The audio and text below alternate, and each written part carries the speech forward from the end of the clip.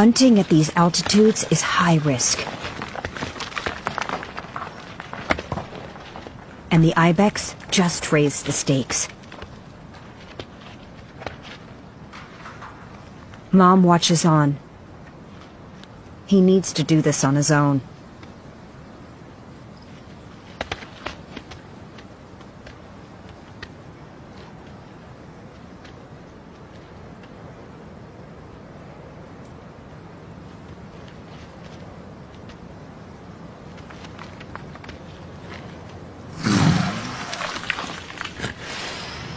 So close, yet so far.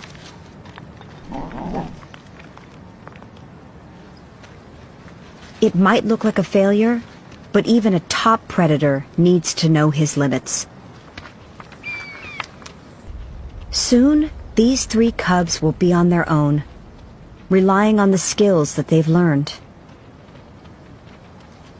But one challenge they face is beyond their control.